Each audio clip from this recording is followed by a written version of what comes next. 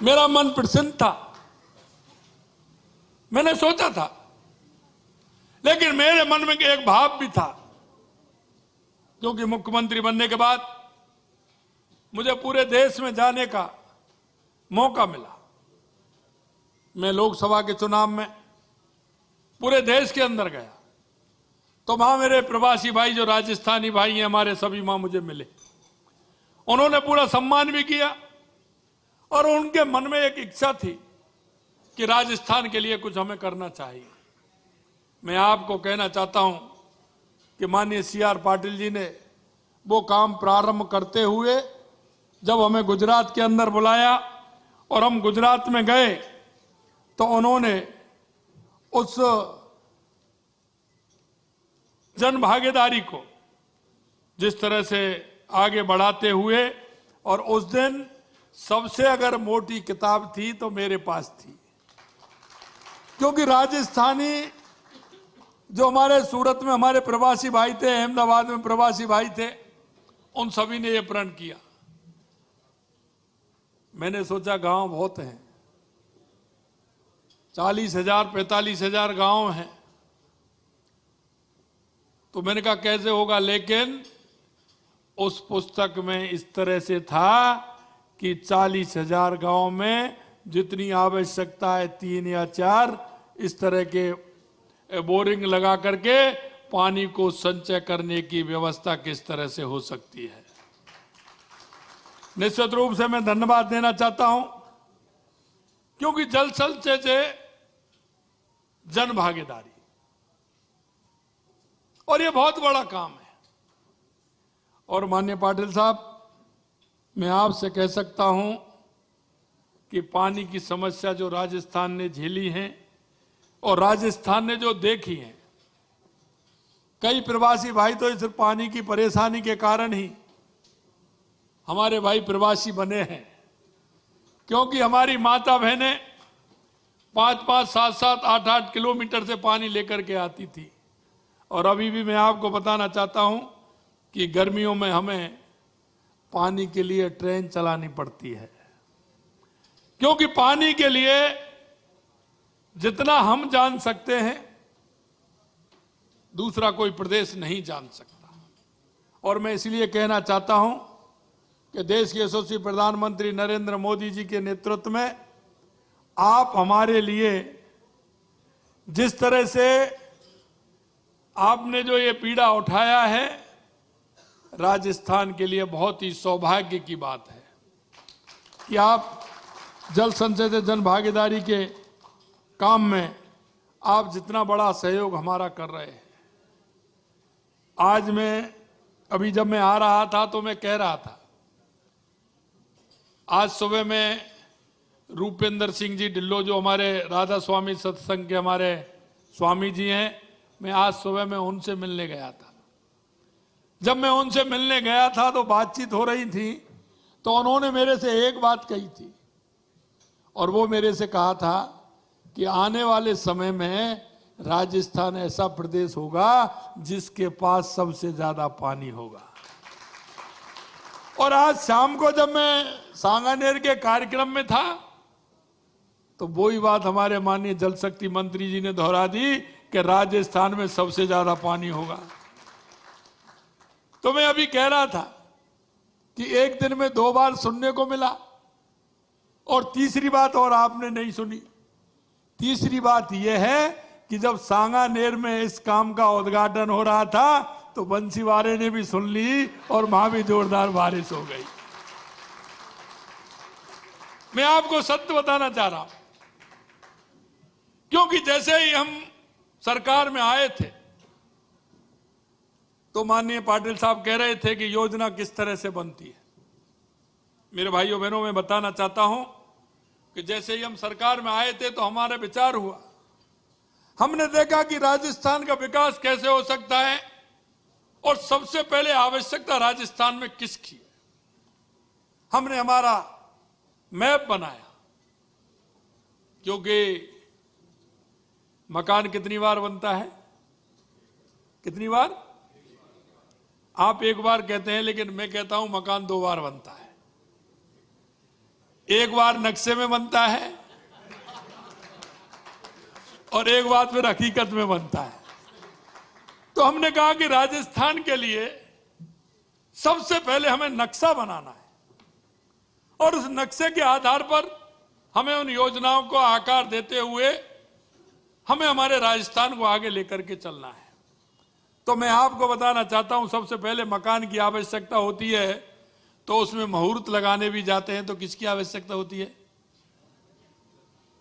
अरे भाई, सबसे पहले पानी की आवश्यकता होती है ना। अगर गणेश जी को भी पानी देंगे तो सबसे पहले पानी की आवश्यकता होती है। तो हमने यही सोचा था कि हम सबसे पहले हमारे राजस्थान में अगर पानी की व्यवस्था होगी तो हमारे राजस्थान आगे विकसित राजस्थान बनेगा, उत्कृष्ट राजस्थान बनेगा।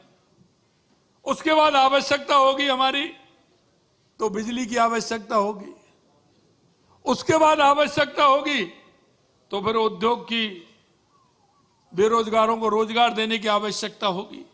तो हमने सबसे पहले हमारे पानी की व्यवस्था कैसे हो, इसके लिए हमने काम किया। वो सारी बातें मैं आपको थोड़ी देर में मैं बताना चाहता हूं कि सबसे पहले हमारी जो माननीय भाई साहब कह रहे थे, बहुत बड़ी योजना कांग्रेस ने उसको लटकाने का, अटकाने का, भटकाने का काम किया। हमारी ईआरसीपी की योजना थी, पूर्वी राजस्थान की सबसे बड़ी योजना, जिसको माननीय देश के यशस्वी प्रधानमंत्री नरेंद्र मोदी जी के नेतृत्व में हमने जनवरी के दिसंबर में सरकार आई, 27 जनवरी को हमने उसका एमओयू किया और अभी 17 दिसंबर को माननीय भाई साहब के और माननीय देश के यशस्वी प्रधानमंत्री जी के नेतृत्व में हमने उसका एमओए कर दिया। और सही बात है, मात्र 10% पैसा हमें देना है, 90% केंद्र की सहभागिता उसमें रहेगी। इसके बाद हमारा शेखावाटी का इलाका, जो हमेशा पानी की दिक्कत रहती है, तो हमारा यमुना समझौता, हमारा हरियाणा के चुनाव से पहले हमारा एमओयू हुआ था और अभी अभी भाई साहब देखा होगा आपने, हरियाणा के मुख्यमंत्री को भी बुलाया, मेरे को भी बुलाया, भाई साहब ने उसकी डीपीआर बनाने के लिए हमारी टीम भी बना दी और उसका काम भी प्रारंभ हो रहा है। यही नहीं मित्रों, हमारा उदयपुर एक ऐसा जिला है जहां का आधा पानी अरब सागर में जाता है, जो वो हमारे कोई काम नहीं आता, आगा हिंद महासागर में जाता है। हमने देवास स्कीम को भी उसमें लिया, उसका भी हमने मुहूर्त कर दिया, उसमें टनल बना के, एनीकट बना करके वो अरब सागर में जाने वाला पानी भी हमारे काम आएगा। वो हमारे उदयपुर, राजसमंद, चित्तौड़ और ज्यादा अगर बचेगा तो वो राजस्थान के और हिस्से में जाएगा। हमने भाई साहब से एक निवेदन और किया, मैं आपको राजस्थान के बारे में जहां कहीं आवश्यकता है वो पानी का काम हम पहले कर रहे हैं। हमने भाई साहब से कहा कि भाई साहब, आप राजस्थान के बारे में सबसे ज्यादा समझते हैं, क्योंकि गुजरात और राजस्थान में कोई अंतर नहीं है। और मैं दूसरी बात कहना चाहता हूं, हमारे देश के यशस्वी प्रधानमंत्री जी और सबसे ज्यादा समझते हैं, क्योंकि आपने देखा होगा उन्होंने यहां भी जिक्र किया था, जब वो मुख्यमंत्री थे, नर्मदा का पानी राजस्थान में किसी ने मांग नहीं की थी, लेकिन उनको पता था जालौर और सांचौर में पानी की आवश्यकता है, तो नर्मदा का पानी 2003 में योजना बना करके प्रधानमंत्री जी ने यहां दिया था। तो हमने कहा कि राजस्थान की हमारी इंदिरा गांधी नहर जो आती है, उसमें पानी की बड़ी समस्या आती है। पानी हमारा कम आता है, क्योंकि वहां पोंग डैम है हिमाचल के अंदर, उसमें 10 फुट भराव क्षमता जो हमारी थी, एक बार बाढ़ आ गई थी, वहां परेशानी हुई, तो उससे हमारी 10 फुट क्षमता कम कर दी। अब ऊपर का पानी 10 फुट अगर कम हो जाए तो दिक्कत होती है कि नहीं होती है। और हमारा पानी हनुमानगढ़, गंगानगर से निकलते हुए बीकानेर, फलौदी होकर के जैसलमेर, नाचना और हमारी रिफाइनरी बाड़मेर तक वो पानी पहुंचता है। अब नाचना तक जब पानी जैसलमेर तक पहुंचता है तो हमें पानी की आवश्यकता होती है। हमने वो भी भाई साहब से निवेदन किया कि आप इसे 10 फुट और बढ़ा देंगे तो हमारा पानी बाड़मेर तक पूरा पहुंच जाएगा, क्योंकि वो पानी नागौर भी आता है, फलौदी भी आता है, बाड़मेर, जैसलमेर, जोधपुर भी आता है, तो हमारा पूरा क्षेत्र उससे हो जाएगा। और इधर हमारा जो बांसवाड़ा का माही डैम है उसका पानी भी हमारा जालौर, सिरोही अगर इधर आता है तो उससे भी हमारा बहुत बड़ा काम हो जाता है। तो हमने राजस्थान के नक्शे पे ये सारी बातें देखते हुए हमारे पानी की पूर्ति किस तरह से हो सकती है, ये काम हमने किया। उसके बाद हमने सोचा कि हमारे राजस्थान में हमारी सबसे दिक्कत है, क्योंकि यहाँ उद्योग लगेगा, एग्रीकल्चर के लिए भी चाहिए, खेती के लिए भी बिजली की आवश्यकता है। तो मैं कहना चाहता हूं मेरे भाई और बहनों, पहले ही उसमें देश के यशस्वी प्रधानमंत्री नरेंद्र मोदी जी ने केंद्र सरकार से ही समझौता करा करके 2,24,000 करोड़ के बिजली के हमारे एमओयू कर दिए।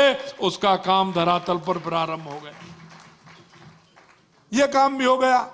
और अब आप कहेंगे कि राजस्थान में, क्योंकि राजस्थान में बहुत बड़ी अपॉर्चुनिटी है, बहुत संभावना है, और वो हर क्षेत्र में संभावना है, चाहे हमारा कृषि का क्षेत्र हो, चाहे हमारा माइनिंग का क्षेत्र हो।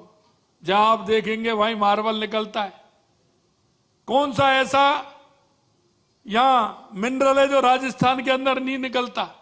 लोहे से लेकर के सोना तक यहां निकलता है।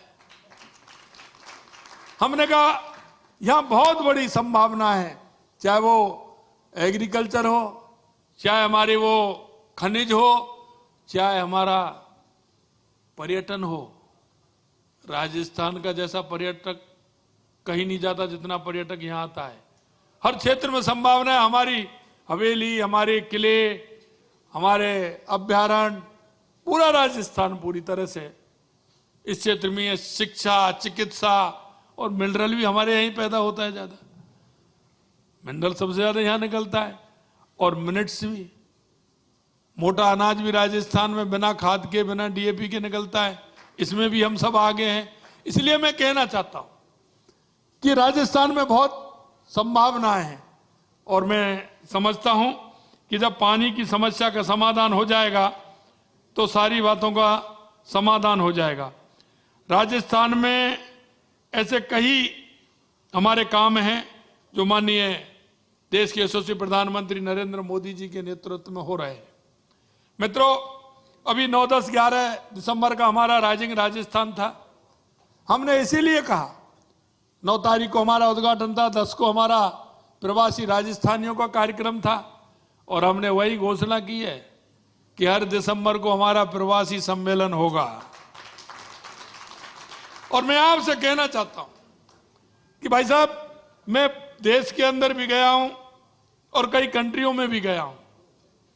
मैं दिल की गहराइयों से मैं सभी प्रवासियों का बहुत बहुत धन्यवाद ज्ञापित करना चाहता हूं कि उन्होंने राजस्थान की मिट्टी से जिस तरह से जुड़े हुए हैं, और राजस्थान की मिट्टी की खुशबू देश नहीं दुनिया में जो आपने फैला रखी है, निश्चित रूप से हर व्यक्ति को गर्व होता है। और गर्व इसलिए होता है कि आपने अपने संस्कार, अपने विचार नहीं छोड़े। भाई साहब ने कहा कि पहले प्याऊ बनवा देते थे। मैंने पूरे देश में भी देखा है और बाहर भी देखा है, विदेशों में भी देखा है। जहां मेरा प्रवासी भाई, राजस्थानी भाई है, वो माँ कहीं ना कहीं गौशाला से जुड़ा हुआ है, कहीं ना कहीं किसी संस्था से जुड़ा हुआ है, कहीं ना कहीं हॉस्पिटल से जुड़ा हुआ है।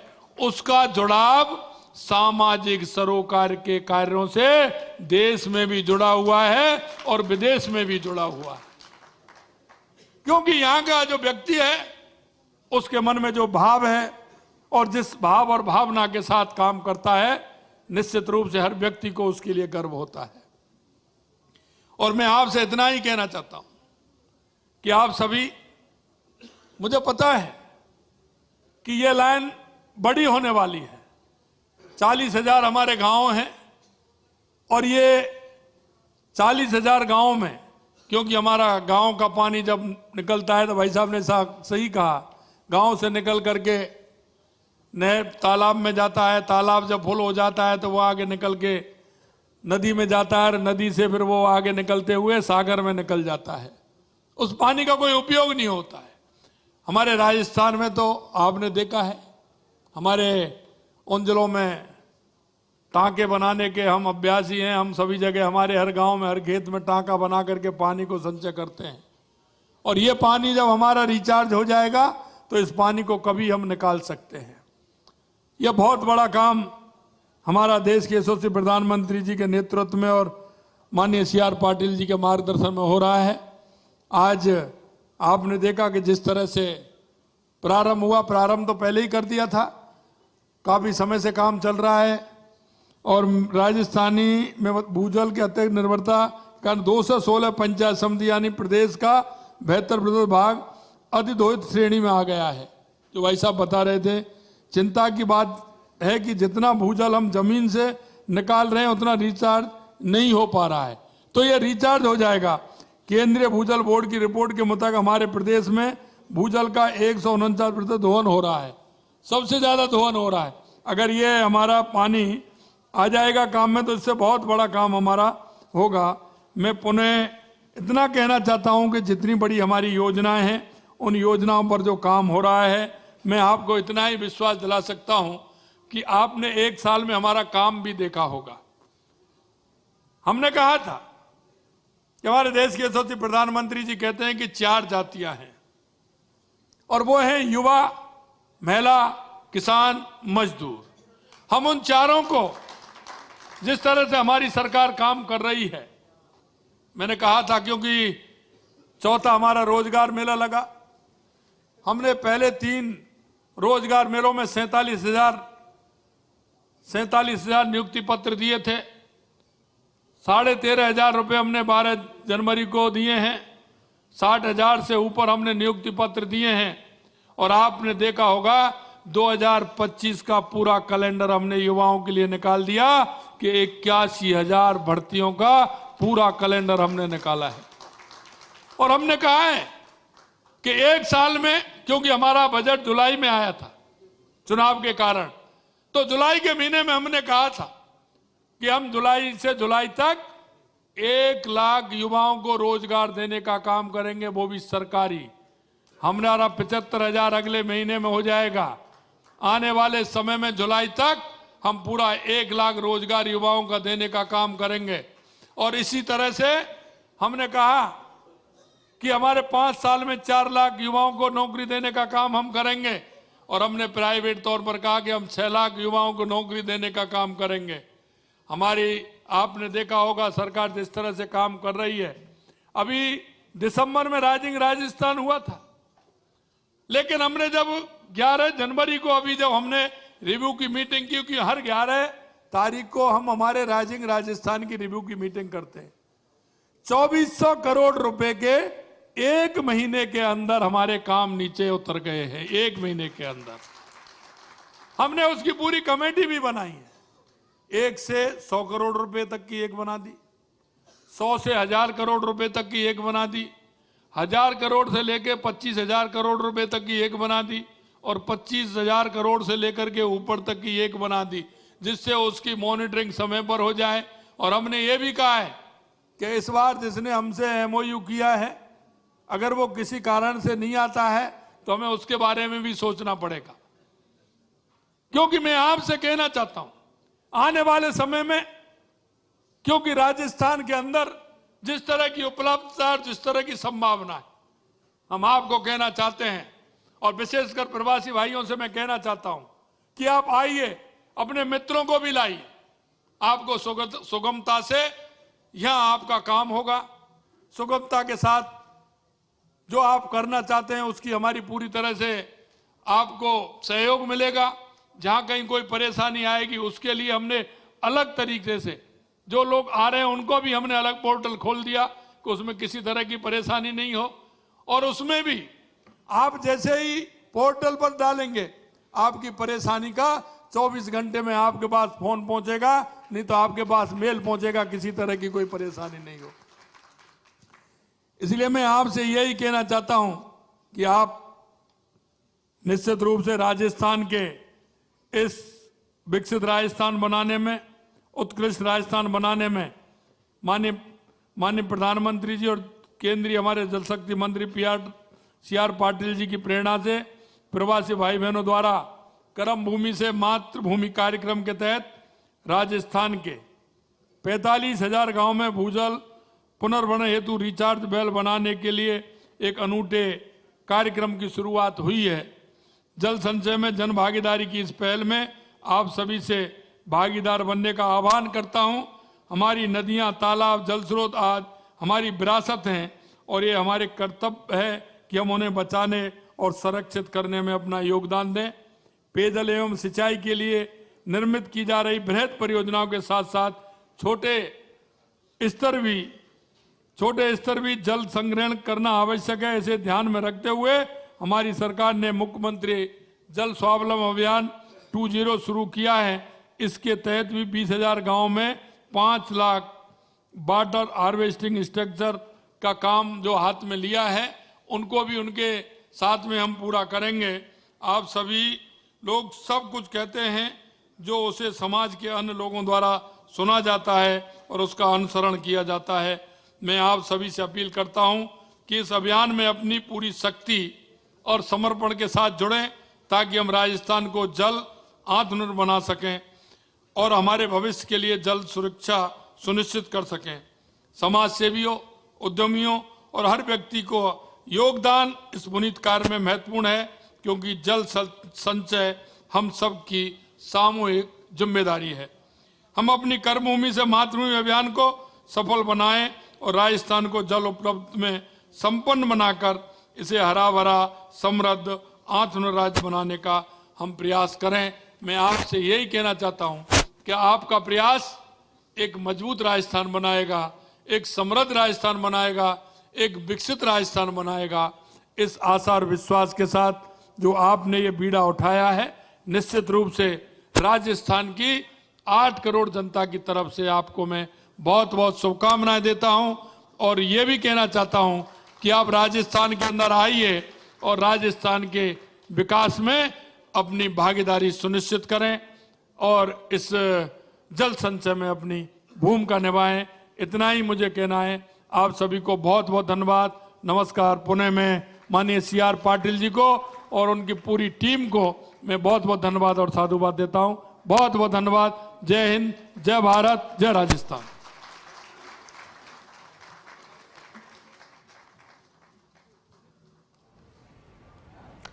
तो देखिए, CM विजयलाल शर्मा का संबोधन आप सुन रहे थे, क्योंकि कर्मभूमि से मातृभूमि योजना का शुभारंभ भी हुआ और ऐसे में जन भागीदारी को लेकर के जन संवाद को संबोधित उन्होंने किया। सभी की भागीदारी और साथ ही सरकार की वो कोशिश जो कि राइजिंग राजस्थान इन्वेस्टमेंट समिट के बाद से पिछले 1 महीने में धरातल पर साकार होती नजर आ रही है, उसको लेकर भी उन्होंने अपनी बात कही।